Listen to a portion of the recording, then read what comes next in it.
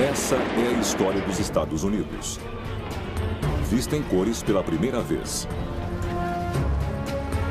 Nos anos 1920, a América está crescendo. O país está dando um show. Mas existe um lado negro nessa euforia. O crime organizado. Durante 40 anos, gangsters lendários como Al Capone, Lucky Luciano e Frank Costello construíram impérios ilícitos com crimes. Enquanto a polícia tenta pegá-los... Muito bem, rapazes, vamos lá. Os criminosos não param. E o número de corpos só aumenta.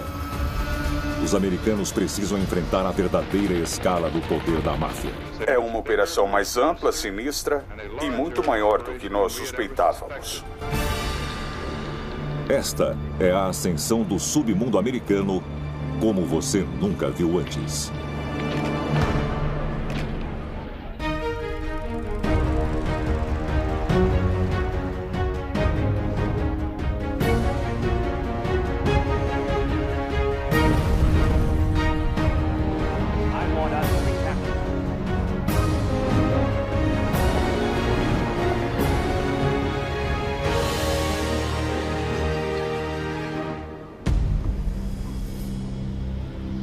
Cincinnati, Ohio.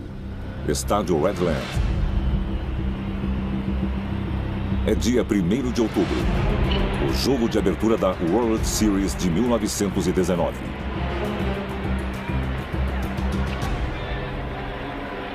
Os Reds enfrentam o Chicago White Sox na primeira melhor série de 9 de todas.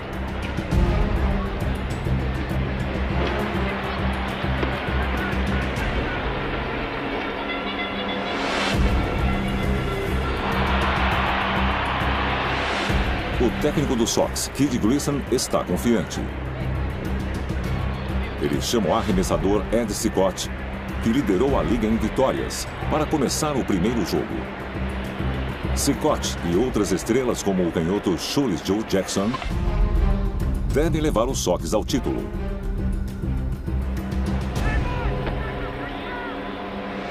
Apostas são ilegais, mas apostadores têm os Sox como favoritos em 7-5. Faltando poucas horas para o primeiro arremesso, muito dinheiro aparece escolhendo os Reds como vencedores.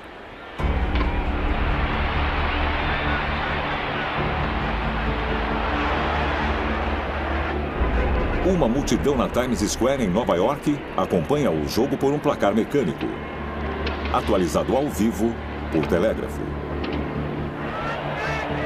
Os torcedores do White Sox ficam chocados quando Cicotte desiste de 5 corridas no quarto arremesso, incluindo um triplo para o arremessador dos Reds. Cincinnati vence o jogo com facilidade, 9-1.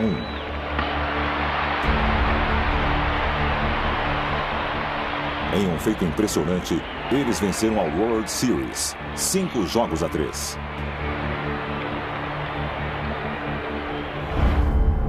O jornalista esportivo Hugh Fullerton desconfia de trapaça. Ele escreve no jornal New York World que jogadores do White Sox perderam intencionalmente a World Series. Afirmação que lançou uma sombra escura sobre um esporte nacional. Shoeless Joe Jackson e mais 7 jogadores do White Sox foram acusados de receber $5 mil cada um para perderem a liga. Este júri popular de Chicago, o primeiro a ser filmado, houve depoimentos dos 8 jogadores em setembro de 1920. 3 deles confessaram terem perdido a liga intencionalmente. Todos os 8 foram acusados de conspirar para enganar o público. Aqui vemos o arremessador Claude Left Williams, um surpreendente 0-3 na liga, chegando ao julgamento. Os jogadores têm uma chance misteriosa de vitória quando as confissões sumiram. O júri os declara inocentes. O comissário de beisebol Kennesaw Mountain Landis não é tão complacente. Ele pune todos os 8, banindo-os para sempre do esporte. Esta vergonha do beisebol é um sinal ameaçador. Nada nos Estados Unidos está a salvo dessa nova geração de criminosos. Homens como Arnold Rothstein, extremamente suspeito de estar envolvido no esquema. A aposta dele rendeu $350 mil. Mas ele nunca foi indiciado. Rothstein é um novo tipo de criminoso, organizado, sofisticado.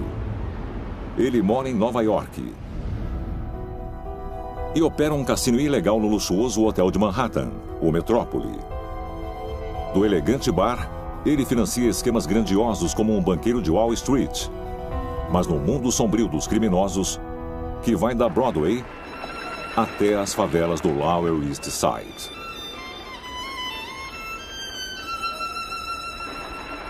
Esta é a rua Stanton, onde imigrantes vivem todos juntos.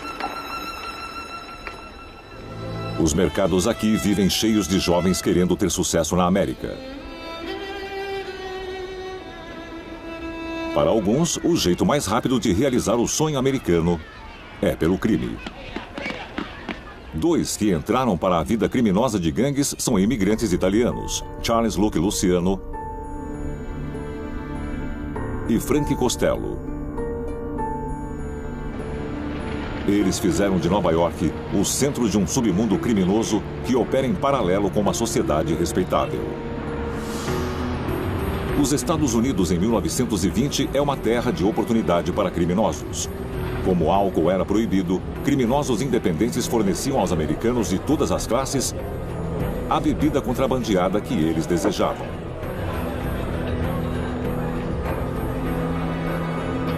As bebidas eram enviadas através de uma rede global que abrangia os oceanos.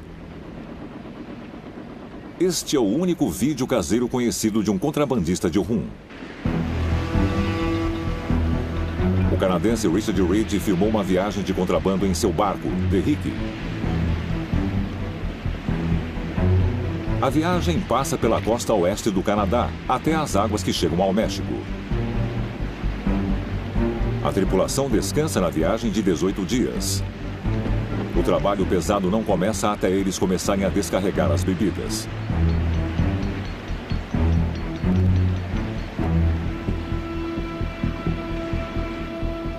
Finalmente, eles encontram a embarcação canadense Malahat, uma famosa loja de bebidas flutuante ancorada em águas internacionais. A Guarda Costeira Americana também está aqui, mas não tem jurisdição até que o álcool chegue em águas americanas.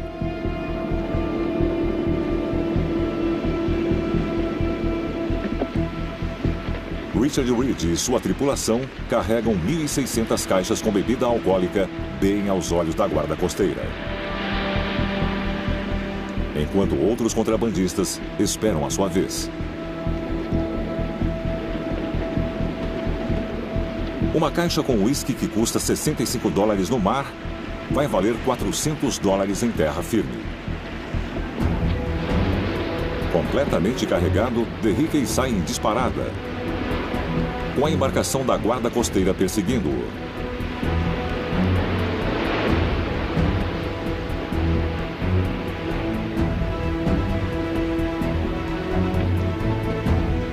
A tripulação de Reed vence a corrida e segue em direção à terra firme para tentar saciar a sede dos americanos.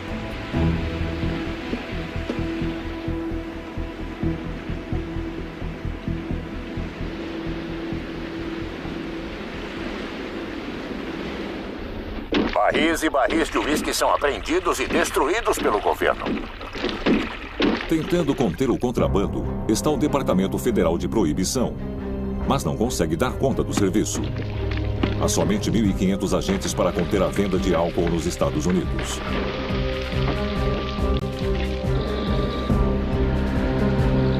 Apreensões, como esta em um bar na Park Avenue, são filmadas para propaganda. Mas os americanos sabem que conseguem contornar a lei facilmente. A proibição do álcool tornou milhões de cidadãos que querem um drink em criminosos. Infringir a lei torna-se algo comum. A família Adams, da cidade de Barrowborough, em Vermont, registra em filme uma viagem ao Canadá em 1930. Uma garrafa de uísque vira o personagem principal de um piquenique.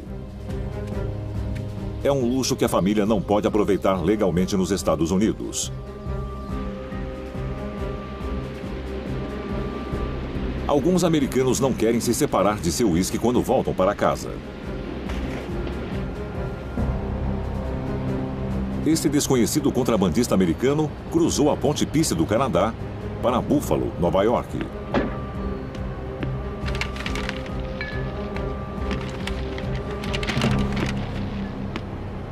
Os agentes desmontam todas as partes de seu carro e encontram o que estão procurando. É só a ponta do iceberg. Centenas de outros cruzam as fronteiras americanas sem serem pegos todos os meses.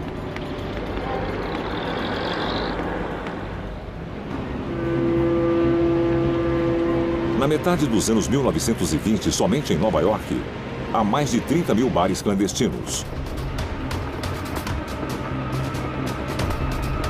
Contrabando é um negócio e tanto. Para ter controle disso, o submundo americano se organiza e se expande como nunca antes.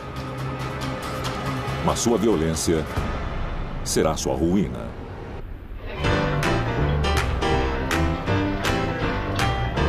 Em 1925, clubes noturnos da cidade são abastecidos por bebidas ilegais. As pessoas infringem a lei abertamente por todo o país. Mas em nenhum lugar mais que na cidade de Nova York. É época de eleições. O ex-senador estadual e ex-compositor da Tin Pan Alley, Jimmy Walker, está concorrendo para prefeito.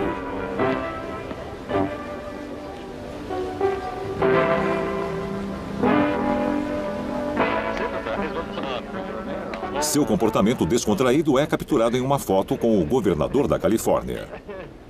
Se quer alguma coisa na Califórnia, é só tocar uma campainha ou apertar um botão, só isso. Eu quero uma coisa da Califórnia. Estou com ele aqui do meu lado. Você é uma figura e um ótimo amigo todos esses anos.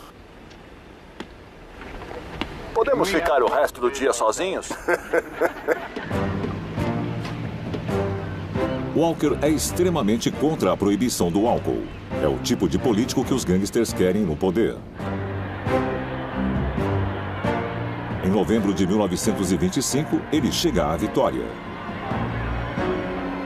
O ambiente fechado da prefeitura não combina com o homem que virá a ser conhecido como o prefeito da noite. Ele usa dinheiro público para reformar um clube noturno do Central Park chamado O Cassino. É aqui que a Nova York do Walker é administrada, ao som de rolhas de champanhe ilegais. Nos seus muitos dias de folga, ele podia ser encontrado na Rua 52, no Clube 21.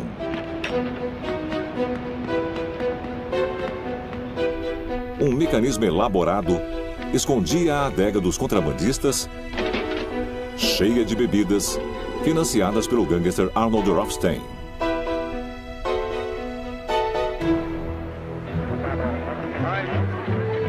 Jimmy Walker incorpora a ligação entre rostos públicos e privados do submundo. Durante seu mandato de prefeito, o crime se tornou organizado e cada vez mais corriqueiro. Os gangsters estampam as capas dos jornais. Mas nunca tanto quando um dos principais contrabandistas, Arnold Rothstein, foi morto a tiros em 4 de novembro de 1928 no Hotel Park Central por causa de uma aposta não paga. Ele honrou o código de silêncio das gangues e se recusou a dizer o nome do atirador antes de morrer 2 dias depois. A única pessoa disposta a falar abertamente foi a camareira irlandesa do hotel, Bridget Ferry. Quem você acha que matou o Rothstein? Eu não sei quem o matou. Ele foi morto na rua e foi levado para o hotel, então ele estava no hotel. Então não acha que ele foi morto no hotel? Não, atiraram nele quando ele estava entrando no hotel e ele foi levado pela cozinha, pela entrada de serviço. Sem nenhuma testemunha confiável, o atirador acusado George DeHamp McManus é absolvido. É esse código de silêncio que fará com que a máfia cresça nas próximas décadas. A A crescente notoriedade da máfia gera um novo tipo de cinema em Hollywood, visto nesse filme mudo de 1927, Paixão e Sangue. Um contrabandista tranquilo chamado Bo Weed e sua namorada, Feathers McCoy, frequentam bares ilegais e estão em guerra com a polícia. A riqueza, estilo e excitação dos gangsters no cinema os fazem atraentes. A mística dos mafiosos é realçada por apelidos incisivos como Jake Dedo Encebado Guzik, Abe Garoto Peralta Rallis e Tony Joy Batedor Accardo. A fama dos gangsters é amplificada pela submetralhadora Thompson, sua arma favorita. Esse filme mostra a Polícia Estadual do Michigan treinando para revidar na mesma moeda. Gangsters guerreiam com metralhadoras. Então, quando surge uma emergência, o policial deve revidar fogo com fogo. Aprendem a técnica da submetralhadora Thompson que cospe fogo. Mais uma vez, a chuva de chumbo deve ser dirigida com eficiência. A submetralhadora de tiros rápidos se torna a melhor amiga dos gangsters. E pode ser comprada legalmente por qualquer cidadão até 1934. Armados com suas submetralhadoras, os mafiosos expandem seus negócios e sua fama. Durante os anos 1920, Al Scarface Capone, nascido no Brooklyn, assume os contrabandos em Chicago. Ele compra suas primeiras 3 submetralhadoras em uma loja de ferragens.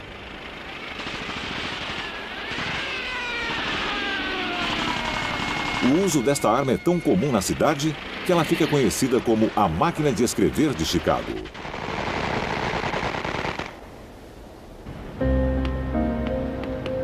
Cidadãos honestos como a rica família Birch vêm pouco ao lado sombrio da cidade. Mas há 2 lados de Chicago. Em 1928, a cidade tem a maior taxa de homicídios do país. Enquanto eles se filmam na Rua Superior, estão no coração do território de Al Capone. E quando estão relaxando no Lincoln Park, estão perto do local mais infame de assassinatos de gangsters. Em 1929, a gangue de Al Capone assassinou 7 homens no massacre do dia de São Valentim, levando a guerra entre gangues para a fama nacional. Os americanos veem cada vez mais crime e corrupção como ameaças às suas vidas comuns. Em Nova York, um congressista de 1,60 m chamado Fiorello LaGuardia concorre contra o prefeito Walker em 1929, prometendo limpar a cidade. A cidade de Nova York, com 6 milhões de habitantes e orçamento anual de mais de 600 milhões de dólares, merece um governo municipal limpo e também honesto. Ele se enfurece diante do maior problema da cidade: corrupção em todos os departamentos da cidade. Jimmy Walker responde como o fanfarrão que ele é. Meu amor por essa cidade, minha devoção a ela, eu nem consigo descrever. É algo tão profundo no meu coração. Eu sinto cada vez que eu respiro. Sinto em cada uma das emoções.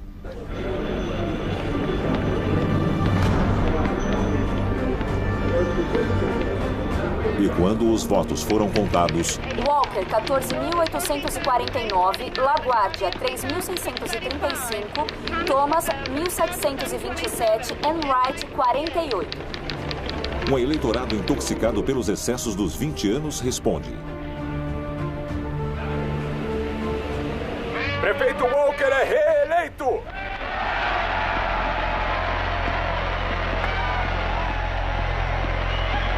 A reeleição de Walker parece marcar uma vitória para a corrupção.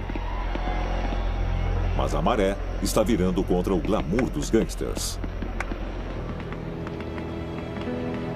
Dia 1º de agosto de 1931. Os noticiários filmam centenas de milhares de pessoas nas ruas do Harlem italiano para o funeral de Michael Vengali, de 5 anos. Michael foi morto por fogo cruzado enquanto brincava na rua 107, perto de um ponto de encontro de gangues chamado Clube Social Helmer. Outras 4 crianças ficaram feridas. O assassino, o líder de gangue Vincent Cachorro Louco Cole, é muito conhecido, mas ninguém quis testemunhar. Enquanto os abalados pais de Michael se despedem dele para sempre, outra criança aponta buracos de bala na parede. É a assinatura padrão da submetralhadora Thompson. O assassinato de Michael coincide com o ponto de virada na percepção pública do submundo. O crime organizado está prosperando nas cidades por todo o país. As taxas de homicídio são as mais altas da história. Os gangsters, já que foram romantizados, têm um novo papel. São inimigos públicos.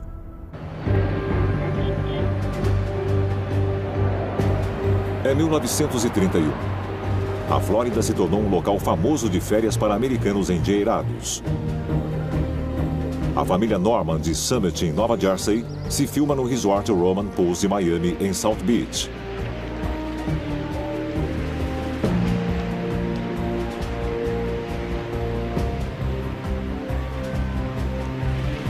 O estado do sol brilhante é o lugar perfeito para fugir do inverno gelado do norte.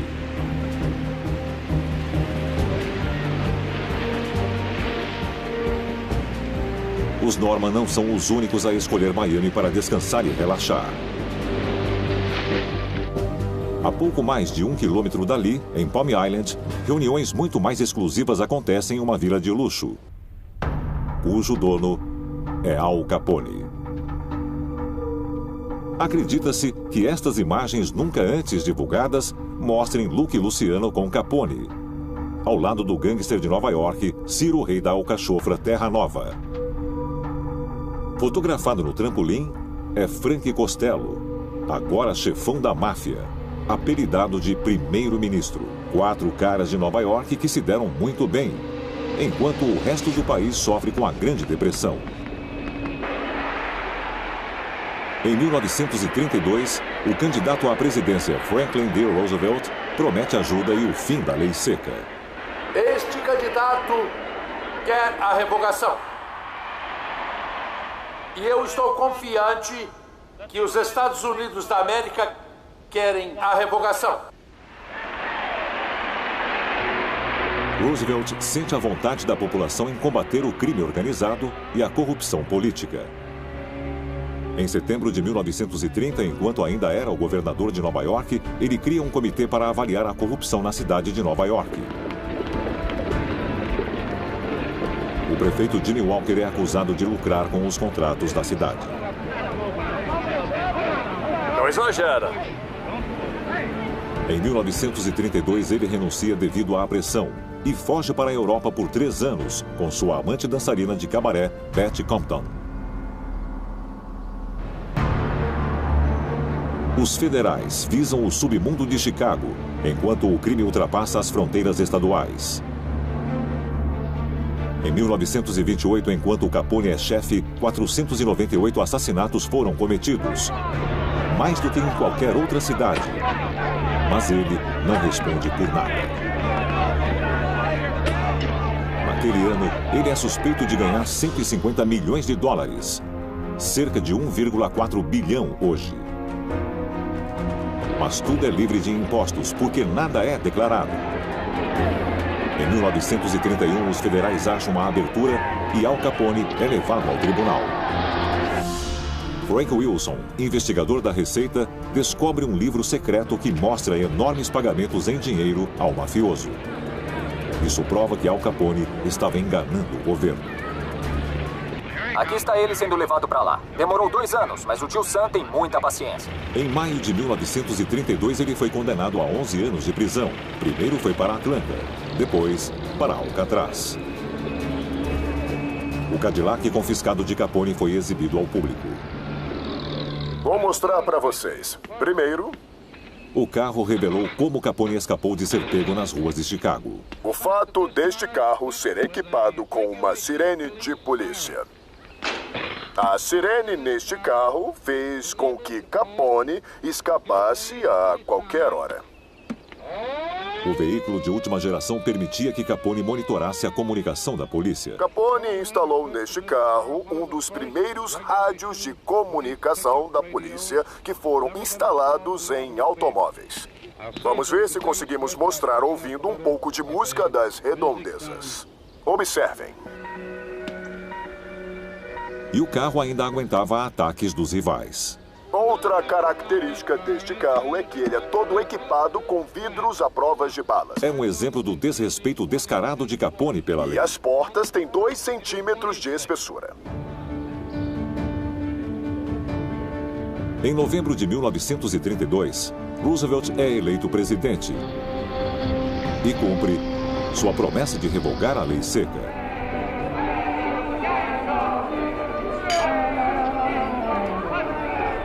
O crime organizado se adapta à perda de sua preciosa fonte de renda, dobrando as casas de apostas. No Harlem, gangsters afro-americanos comandam as apostas. O que você quer? Dá 500. 309. Uma loteria diária barata, mas ilegal, jogada por pessoas de todas as classes sociais. Uma reconstrução em 1935 diz à população o que ela já sabia. Os apostadores escolhem 3 números. A combinação vencedora é escolhida aleatoriamente nos jornais. As chances são 999 para 1, a favor do gangster. As loterias de rua do Harlem rendem 20 milhões de dólares por ano. E a criminalidade ao ar livre ainda é algo visto na vida diária.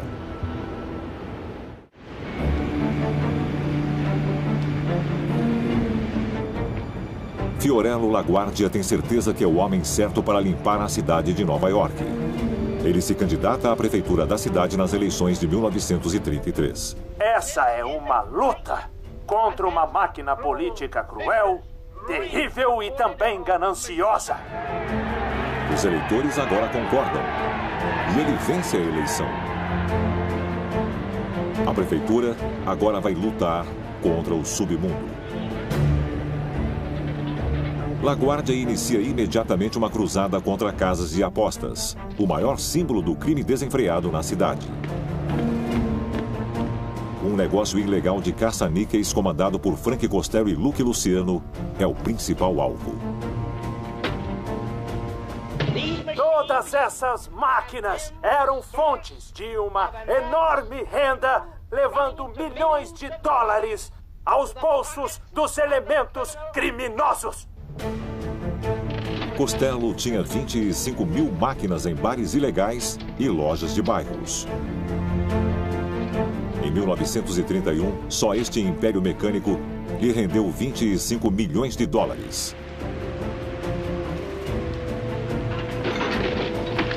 LaGuardia está determinado a livrar a cidade de bandidos armados. Ele quebra caças-níqueis publicamente com uma marreta. Muito bem, rapazes, vamos lá. Antes de jogá-los no East River.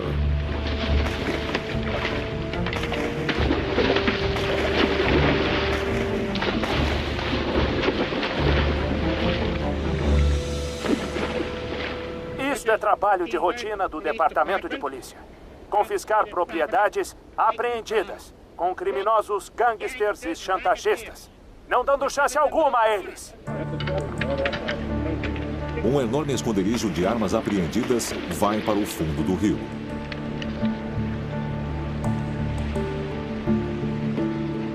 Poluição ainda não é uma preocupação difundida.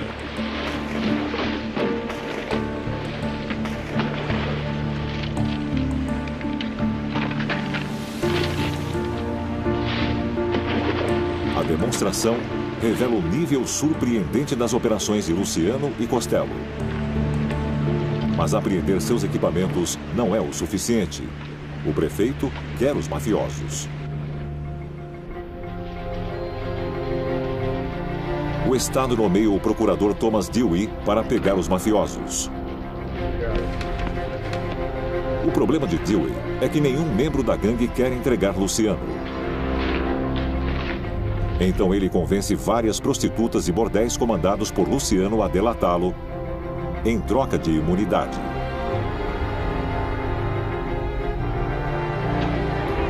Em fevereiro de 1936, a sorte de Luciano acaba e ele é preso sob acusações de prostituição.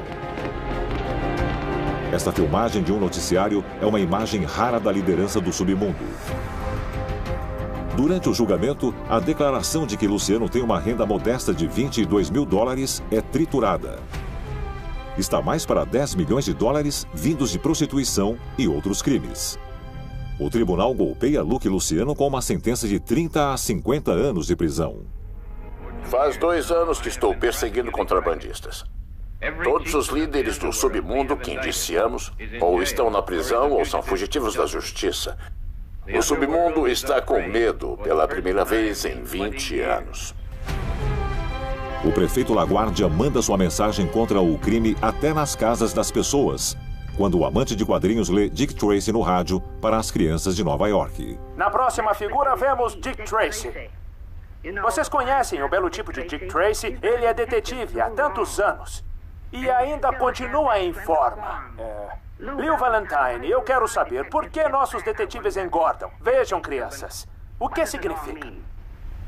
Isso significa que dinheiro sujo nunca vai trazer sorte. Quanto à máfia, a maior repressão de LaGuardia está longe de sofrer um golpe fatal. Mesmo com as numerosas apreensões em Nova York, os Estados Unidos são uma nação de oportunidades sem limites. E longe dos holofotes da costa leste, o crime vai entrar em uma nova era dourada.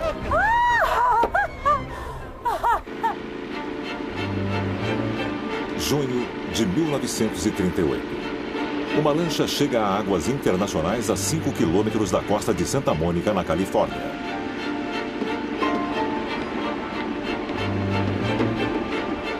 Seus passageiros embarcam em um ex-navio pesqueiro chamado SS Rex. Agora transformado em um cassino flutuante.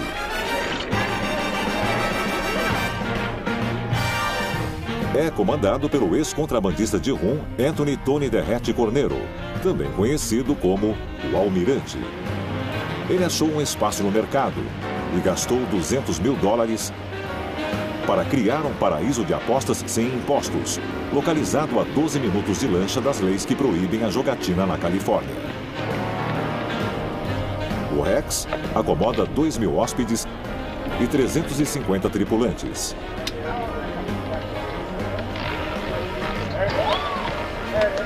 As mesas de roleta e jogos de cartas são cercadas por diversos caça-níqueis.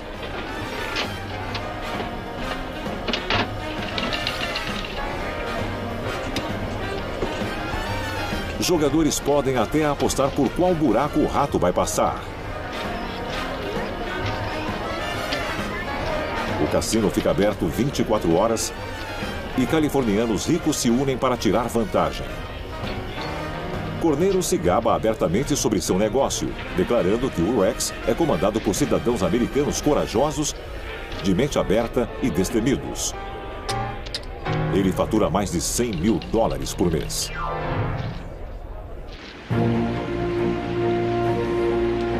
O negócio de Cornero dura 1 ano, quando a Califórnia redefine o limite de 5 quilômetros. Isso o coloca ao alcance da lei. Ele brinca de gato e rato, mas precisa ficar perto da costa para seus clientes. Câmeras filmaram a guarda costeira atacando.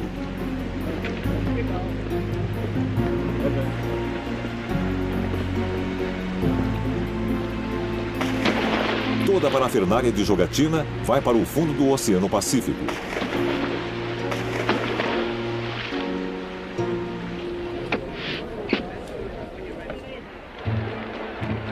Mas a operação de Cornero prova que há dinheiro para ser ganho com crimes fora da costa leste em cidades como Nova Orleans. Até o meio dos anos 1940, em Louisiana, gangsters tinham se estabelecido firmemente. Eles começaram com o senador corrupto Huey Kingfisher Long, que tinha ambições presidenciais. Nós temos que ter um candidato de fora do Partido Republicano, de fora do Partido Democrata, e eu, pelo menos, estou disposto a ver que existe outra escolha para os Estados Unidos em 1936, ou uma chance de ter outra escolha. Até que ele foi morto a tiros em 1935. O principal contato do submundo em Nova Orleans é o ex-contrabandista transformado em restaurador Jim Diamante Moran. Seu apelido não é nenhum mistério. Jim Moran adora diamantes. Ele normalmente usa um que vale $250 mil. Estes vídeos caseiros nunca antes exibidos mostram Moran se divertindo com amigos em sua casa no lago Pontchartrain e em seu iate.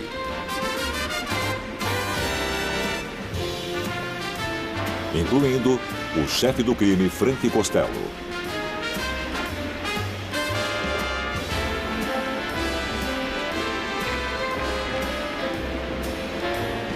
Moran oferece ao submundo uma chance de escapar de tudo em lugares acolhedores.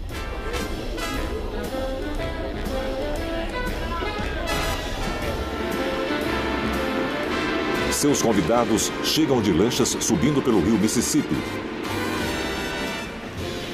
Férias da máfia em Louisiana significa atirar em peixes e muita comida longe de olhares curiosos. O submundo se expande em Nova Orleans com todo mundo, incluindo um diamante ganhando sua parte. Os bons tempos estão acontecendo. Ninguém percebe que eles logo acabarão. Só Charles Luke Luciano está perdendo a festa, pois continua comandando suas operações criminosas da prisão de Dannemora, em Nova York. Em 1946, ele é misteriosamente solto. Ele cumpriu só 10 dos 50 anos a que foi condenado. Há boatos que Luciano, nascido na Sicília, forneceu informações a militares americanos durante sua invasão na Itália.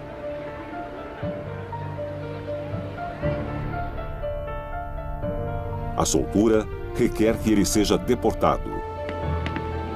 E câmeras filmaram a chegada do famoso gangster em Roma.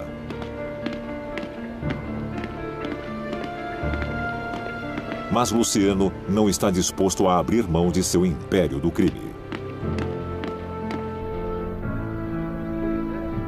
Em 1947, ele tenta voltar para os Estados Unidos, mas foi pego em Cuba e deportado novamente.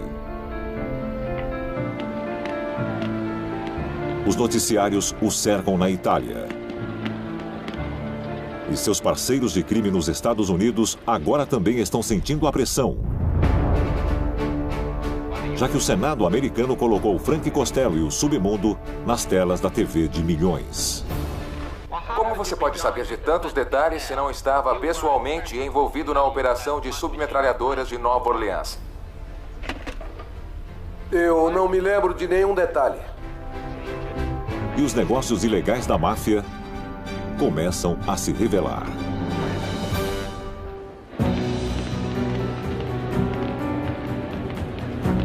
Primavera de 1950. A popularidade do presidente Harry Truman está afundando diante da recessão do pós-guerra. As coisas pioram quando dois gangsters chamados Charles Binaggio e Charles Cachorro Louco Gorgota são encontrados mortos em uma sede do Partido Democrata na cidade de Kansas, no Missouri. Bem debaixo do retrato de Truman, filho favorito do Estado. As imagens vastamente publicadas sugerem uma aliança perigosa entre políticos e o submundo. A indignação leva a uma investigação pelo Senado, a primeira desse tipo sobre o crime organizado na América. O senador ambicioso do Tennessee, Estes Kefauver, planeja que a investigação seja nacional. As audiências se tornam o primeiro grande evento televisivo dos Estados Unidos. Em março de 1951, cerca de 30 milhões de pessoas assistem. O senador Kefauver intima centenas de pessoas com possíveis ligações com a máfia.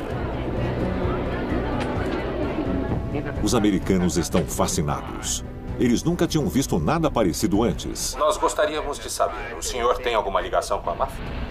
Mafiosos como Alfred Coruja Polizzi, de Cleveland, são questionados sobre suas ligações com o submundo. Eles me acusaram de fazer parte da gangue Mayfield Road e eu nego com toda certeza. Não é verdade. A atração principal é Frank, o primeiro-ministro Costello, ordenado a comparecer por intimação. Seus negócios abrangem todo o país e vão de apostas ilegais até o legítimo mercado imobiliário. Ele até tem investimentos em 2 empresas de televisão. Você é Frank Costello? Sim, senhor. O valor de seu patrimônio é um mistério. Você jura que em seu testemunho falará a verdade, somente a verdade, nada mais que a verdade? Juro. Costello fica de boca fechada. Finalmente, o comitê pede que ele se justifique. Deve ter alguma coisa que o senhor fez e que o senhor possa falar abertamente como um cidadão americano. Se sim, o que é? Paguei meus impostos. Mas a piada de Costello não esconde o medo que ele sente da investigação.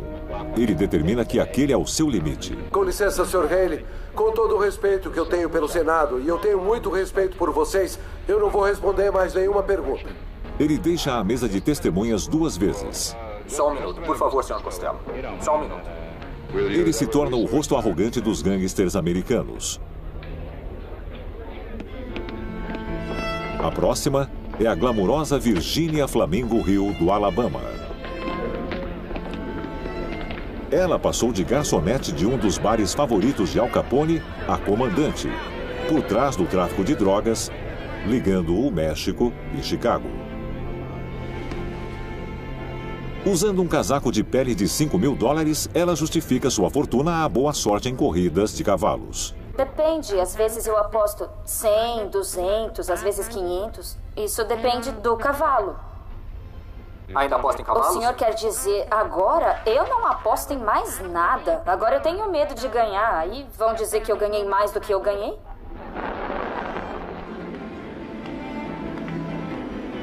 Ela evita de incriminar a si mesma, mas não gosta da exposição. Ela foge para a Europa com a pressão da Receita e morre na Áustria em 1975. Figuras do mundo gangster como Frank Erickson e Joe Adonis invocam o direito constitucional para evitar incriminar a si mesmo. A 5ª emenda se torna a válvula de escape da máfia. O senhor pode falar de algum trabalho legítimo que o senhor tem exercido nesses últimos anos? Eu me recuso a responder com base em que isso possa me incriminar. Eu me recuso a responder nos mesmos termos. Com alguma outra pessoa? Eu me recuso a responder nos mesmos termos. A frase invocar a 5ª emenda entra no vocabulário americano. Depois de entrevistar 600 pessoas durante quase 2 anos, o senador Kefauver tirou uma conclusão aterrorizante. Nosso comitê descobriu que o crime organizado opera em uma base sindicalizada, através das fronteiras estaduais do país. É uma operação mais ampla, sinistra e muito maior do que nós suspeitávamos. Isso tem uma influência muito ruim e devastadora na nossa economia, na moral da nossa população, na política e nos governos. O reinado de Costello como primeiro-ministro logo chega ao fim. Ele é condenado por acusações de desacato ao sair da audiência com Kefauver e passa 5 anos entrando e saindo da prisão. No dia 2 de maio de 1957, ele é atingido por um tiro na cabeça em uma tentativa de assassinato, mas sobrevive. Pode falar sobre sua saúde? Ouvimos dizer que não está nada boa. Eu não vou comentar nada nesse momento. O quase assassino de Costello é um homem chamado Vincent, o Queixo Gigante. Ele trabalha há muitos anos para o rival de Costello, Vito Don Vitone Genovese. Gigante é liberado quando Costello se mantém fiel ao código de silêncio gangster e se recusa a testemunhar.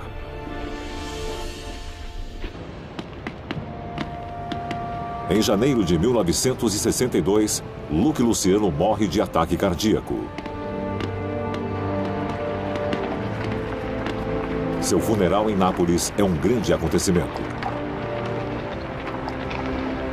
Com cobertura de câmeras de todo o mundo e assistido por homens vestidos com a marca registrada dos gangsters.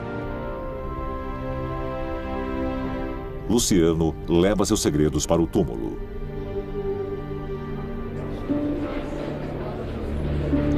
Mas no ano seguinte, o código de silêncio é extraordinariamente rompido. Um mafioso de baixo escalão que trabalhava para Vito Genovese, chamado Joseph Joe Cargo Valati, mata um homem na prisão. Ele pode pegar a cadeira elétrica. Para se salvar, ele tenta um acordo sem precedentes. Em troca da prisão perpétua, ele vai quebrar o voto de silêncio da máfia. Nossa primeira testemunha de hoje, Joseph Valachi.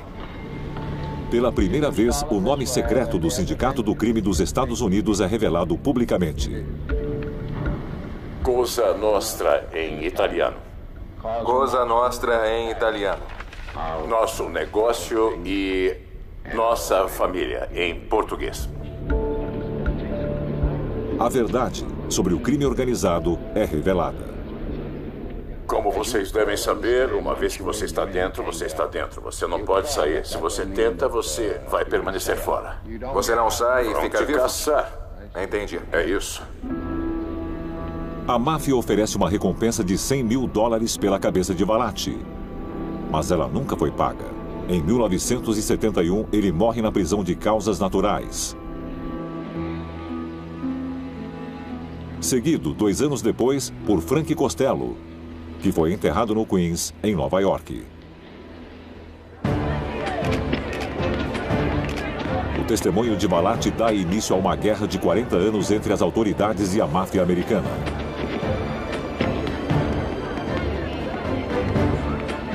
Nomes importantes como Carlos, o Pequeno Marcelo, Joseph Joey Colombo e John, o Dom do Teflon Gotti, são levados aos tribunais.